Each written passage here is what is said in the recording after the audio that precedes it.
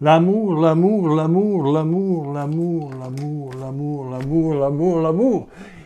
Bonne journée, bonne nuit. L'amour de Dieu. De Dieu. Ne demande rien, mais donne tout à tous ses enfants. Tout est question d'ouverture, de recevoir l'amour, se laisser envahir, se laisser envahir. L'amour du Père n'est pas une récompense, C'est un don gratuit. Dieu le Père nous a tellement aimés qu'il nous a donné son Fils. Et son Fils vient par la Vierge Marie et prend toute notre condition. Voilà le vrai christianisme de la nouvelle alliance, de la nouvelle Jérusalem. Voilà. Tout ce que l'Église catholique, qui est la mienne, que l'Église orthodoxe, que l'Église libanaise, qui sont ce fut des schismes, oui, mais finalement, c'est toutes des églises catholiques, quelque part, mais de confession plutôt orthodoxe, d'autres de libanaises. Ils ont des rites un peu différents. Mais que ce soit le milieu évangélique aussi, le milieu protestant, anglican, etc. Du moment qu'il y a Jésus-Christ, qui est la parole de Dieu, toutes ces activités sont là pour nous permettre de nous ouvrir et de recevoir. On se réunit pour recevoir davantage de cette présence parce qu'on en a soif. Qu'il vienne à moi celui qui a soif. Recevoir pour vivre ensemble, pour vivre avec Jésus qui est avec nous tous les jours jusqu'à la fin des temps.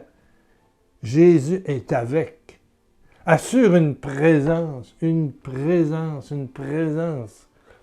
Dans le milieu catholique orthodoxe libanais, l'Église catholique, là, nous allons jusqu'à la communion, parce que, quelque part, c'est biblique, bien sûr, mais pour nous, le pain, c'est pas le symbole, c'est vraiment l'Esprit Saint qui vient.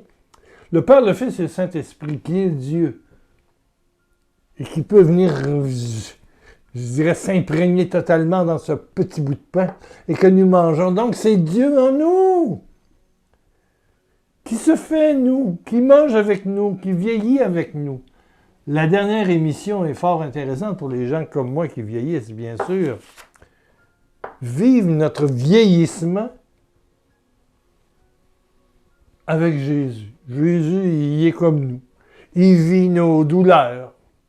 Par exemple, pour moi, il y a 2 pilules, parce que j'ai vu le médecin, puis il y a 2 pilules que l'on diminue pour les enlever. Je n'ai plus besoin. Je n'en ai plus besoin, alléluia. Il y a des médicaments qui sont pris pendant un certain bout de temps. Et quand l'effet est atteint, il diminue doucement. On ne peut pas arrêter ça d'un coup, il y a une désintoxication. Alors là, je vis la désintoxication. Oui. Et j'ai des effets. Oui. Je suis allé consulter hier. Oui. Normal. Parfait. Merci. Continuons. Mais ça dérange un petit peu ma production parce que, je sais pas, moins d'idées, moins... Les émissions sont en avance, en retard. Il n'y en a pas eu dimanche. Il va en avoir une peut-être mardi. Je ne sais pas quand la prochaine. Selon le rythme de... Je dirais, il paraît que ça peut me rendre un peu flou. Bon, flou. Flou avec Jésus. Jésus vit cela avec moi. Ici, il y a un ami qui s'appelle Joël Gigi. D'où est-il? De France.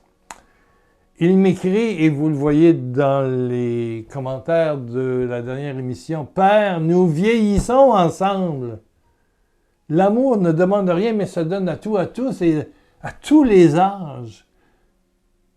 Avec une prostate plus grosse que la moyenne. »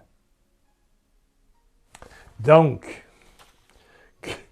que ce soit la vessie pour les femmes ou la prostate ou peu importe pour les hommes, Une vessie plus grosse veut dire plus de difficulté à uriner, uriner plus souvent, uriner la nuit. Bon. Jésus, on se lève, on va faire pipi, puis on revient se coucher. Ben voilà, c'est ça. Nous vieillissons ensemble. Ensemble, soulignez le mot ensemble. Merci Joël. Merci Père, de prendre soin de moi à 73 ans. Ben, moi aussi, la vessie, c'est pas la vessie, mais la prostate, j'ai pas une prostate de 20 ans, là. Non. Elle a grossi. Bon, plus gros que la moyenne. Je sais pas. Je suis plus gros que la moyenne, mais on se lève faire pipi la nuit aussi. Bon. Merci Pierre pour ta vidéo, fraternellement, Joël. Il y a quelqu'un qui m'a écrit, comment s'appelle-t-elle? Clotilde de Guadeloupe, France, Outre-mer. Pourquoi êtes-vous finalement si différent des autres prédicateurs chrétiens sur YouTube?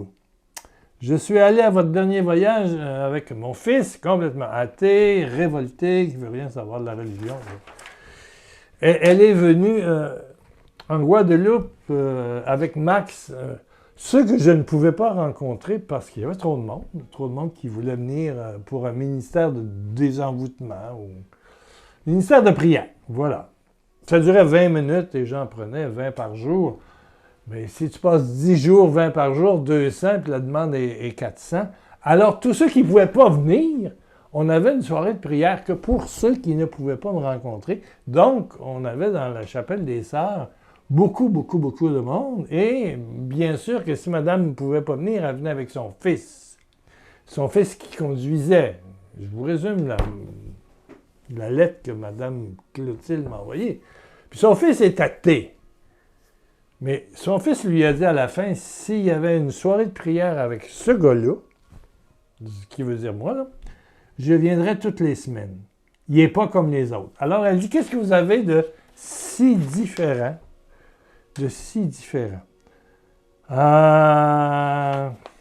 Ici, j'ai Paul M. de Brest. Il dit, je n'arrive pas à vous trouver en défaut. J'aime tout, même si c'est souvent étonnant, choquant, incroyable, contraire à ce que mon pasteur, c'est un évangélique, dit. J'aime tout. Pourquoi? Parce que c'est la vérité. La vérité. Et finalement, tu saisis. La parole de Dieu, c'est un mystère. Hein? Un mystère, c'est pas quelque chose que l'on ne peut pas comprendre. C'est une vérité qu'on comprend bout par bout. Et puis à un moment donné, c'est tellement d'une grande richesse que tu n'as jamais fini. Tu n'as jamais fini de trouver des merveilles. Moi, mon secret, bon, là, on a déjà 8 minutes, je me suis juré de ne pas dépasser 15. Tu vas rester là jusqu'à 15? OK. En tout cas, certainement, mon ami de Brest, comment s'appelle-t-il, là? Paul M. Voilà. Un jour, dans ma prière du matin, le Seigneur me dit, va à la chapelle d'adoration, pas loin de chez moi. Il y a des carmélites, là. Je vais te donner un grand secret. Alors, j'entre dans la chapelle, je me donne au moins 1 heure, là, je vais écouter Dieu. Si Dieu me donnait rendez-vous au Mont-Tabor, à la chapelle des Carmélites, non loin de chez moi, c'était pas loin du bureau. Donc, je suis assis dans le banc. Arrive quelqu'un en avant qui se place 5 bancs en avant de moi. Et il y a dans le secteur ici une cité qui habitait 3000 personnes handicapées mentales, malades mentales. Hein? Il y a des malades mentaux qui restent là. C'est une cité. Ça a le statut même de ville, il y a 3000 malades. Donc, dans ces années-là, il y a une quinzaine d'années, tout à coup, le gouvernement a mis ils ont acheté des maisons et puis ils ont mis des responsables. Et puis, ceux qui étaient capables de vivre un peu dans la société, ben, ils les ont transférés, ce qui fait que maintenant, il en reste très peu. Sur les 3000, il peut en rester peut-être 800, 1000. Il y en a 2000 répartis autour, et c'est ici, autour. En bas de la rue, ici, il y a un ancien presbytère, c'est plein. Ils sont 15-20 là-dedans, là, puis il y a des médecins qui passent, puis il y a des gens qui les suivent, puis tout ça. Bon. Eh bien, il y en a un qui est priant et qui vient s'asseoir 5 bancs devant de moi et qui porte un gilet, je ne sais pas comment vous appelez ça, du patchwork. Ça, c'est des madames qui prennent des pièces de tissu de beaucoup de couleurs, puis qui cousent ça, là, puis qui font des gilets avec ça. Je pense que c'est du patchwork. C'est des patchs. En anglais, ça veut dire des morceaux de plusieurs tissus qu'ils cousent et qu'ils font les manches. C'est un vrai gilet. Sauf que le gars qui est là,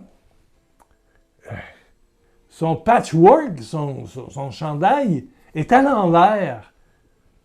Puis on voit bien qu'il est à l'envers, toutes sortes des bouts de laine, puis des bouts de ci, puis des bouts de ça qui ont servi à coudre. Et puis, ben, ça a l'air fou, là. C'est pas l'endroit. L'endroit, c'est sûrement beau. Bon, moi, ça me dérange pas, je t'assure. Bon, j'attends le message de Dieu. J'attends le message de Dieu. Mes oreilles suffisent. Je veux me concentrer, mais le pauvre gars, il se lève, puis il va chercher des papiers, puis il lit le papier, puis... Bon. Puis là, il y a une madame qui rentre, fait une géniflexion, puis... Elle est devant le Saint-Sacrement. Moi aussi, j'ai fait ma géniflexion, je suis assis dans le banc, puis j'attends que Jésus me donne le si beau secret qu'il m'annonce, qu'il m'a dit qu'il me donnerait. Bon! Alors la madame, en passant, voit l'handicapé mental, comme on dit ici, classe 3. Là. 3, 2, 1, et ils sont en liberté. Là. Oui, on les voit. Là. C'est des gens capables de vivre en société. Bon. Mais il reste malade mental, il y en a qui sont assez malades mentaux. Bon, voilà. Et elle voit, et tout à coup, elle se lève. Je me demande ce qui se passe, j'entends du bruit. J'arrête pas d'ouvrir les yeux. Il y a le gars qui fait du bruit. Puis elle arrive à côté du gars, puis elle dit... je l'entends. Elle dit, hé, votre gilet est à l'envers. Le gars dit, oui.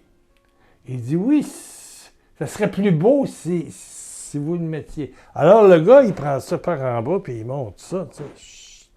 Puis en le montant, il devient évidemment à l'endroit parce qu'il monte puis il tire. Donc, il devient... Puis là, la madame, elle se tourne. Elle a dit, oui, c'est ça. Bon, ben là, lui, il dit, je l'ai enlevé. Maintenant, je vais le mettre à l'endroit. Donc, il était à l'endroit.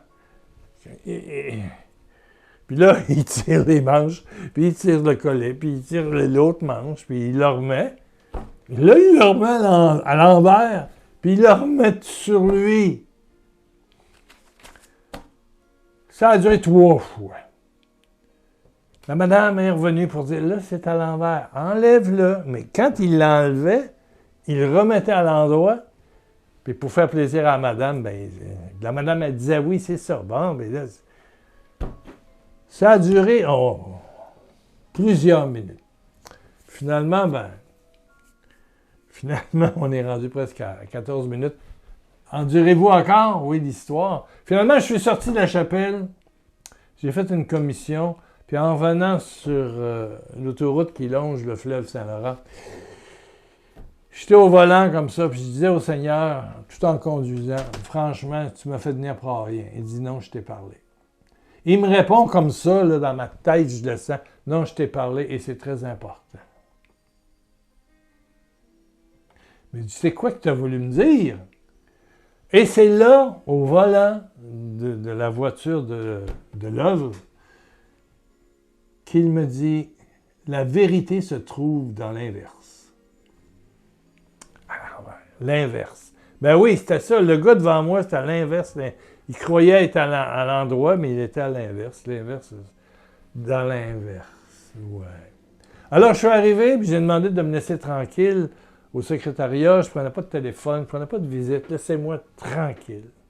Je veux prier. Et là, j'ai commencé à méditer, puis essayer de voir c'est quoi l'inverse. La vérité est dans l'inverse. L'inverse de ce que j'entends, de ce qu'on me dit. Et tout à coup, une première phrase me vient. On m'a toujours dit qu'il faut aimer et servir Dieu. Tu es d'accord avec ça? Hein? Et puis là, je fais l'inverse. Dieu, c'est Dieu. L'inverse, c'est Dieu qui aime te servir. Dieu t'aime à l'infini.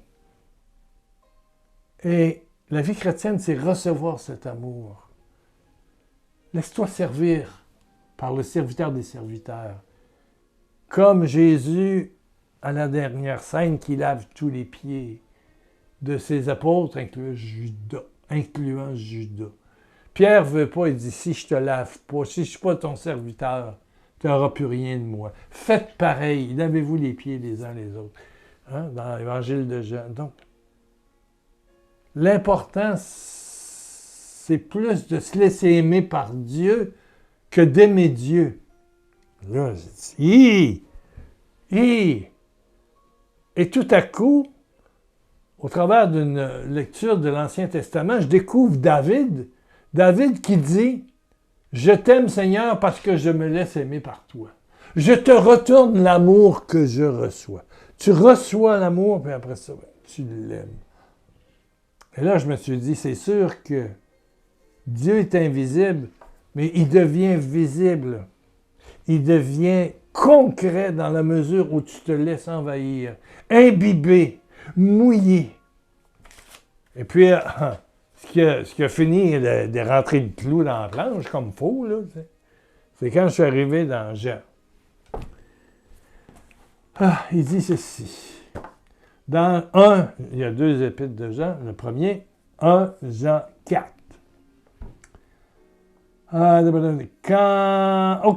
à nous, nous aimons Dieu. Hein, nous aimons Dieu et son prochain, et nous-mêmes. Nous aimons parce que Dieu nous a aimés le premier. Parce que Dieu nous a aimés le premier.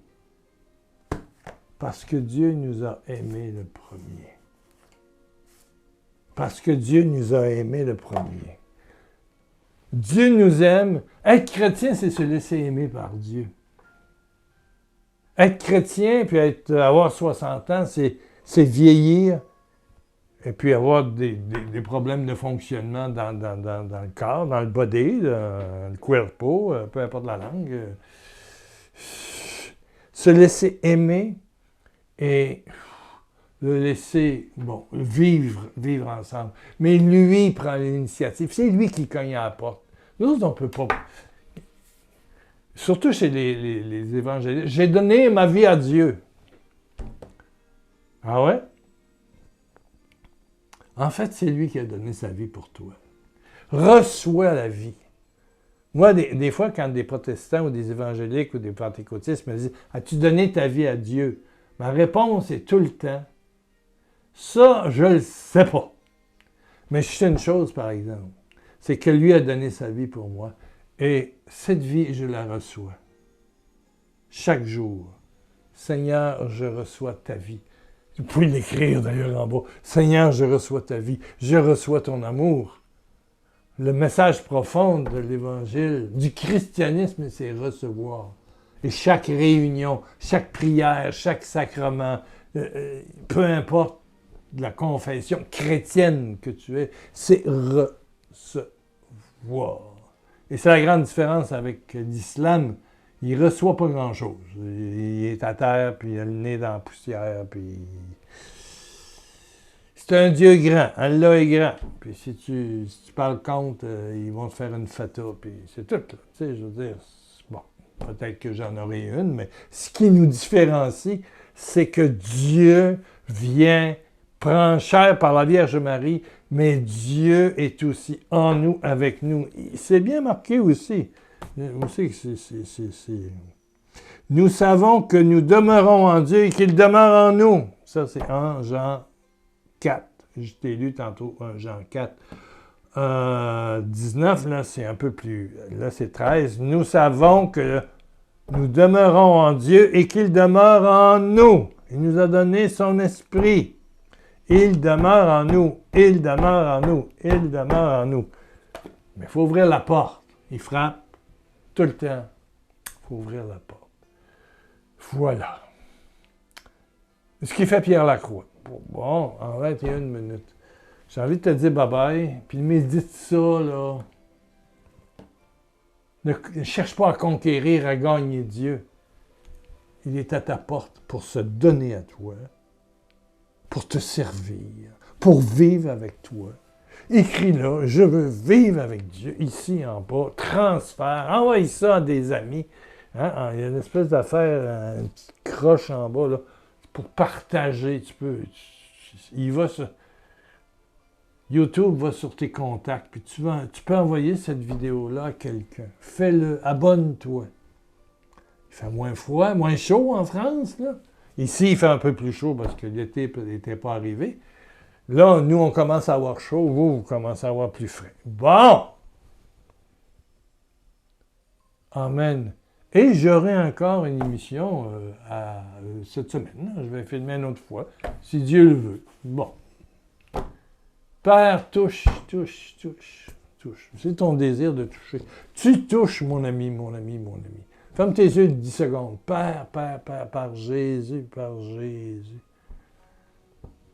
Dis-le dans toi. Seigneur, j'ouvre. Seigneur, j'ouvre. Père, merci. D'inonder. Partout. D'inonder le sous-sol, le premier, le deuxième, le troisième, partout. Là, présent, le passé, puis le futur. Mon ami qui est là. Pour vivre ensemble. Together. Amen. Yee! Alléluia. Tu reviens dans quelques jours, surveille, abonne-toi, puis tu peux cliquer aussi sur la cloche. On va te faire un petit rappel quand il y aura une nouvelle vidéo. 1 355 290. Bisous de Jésus. Il est fou, toi, il t'aime comme un fou, comme on dit. Il t'aime.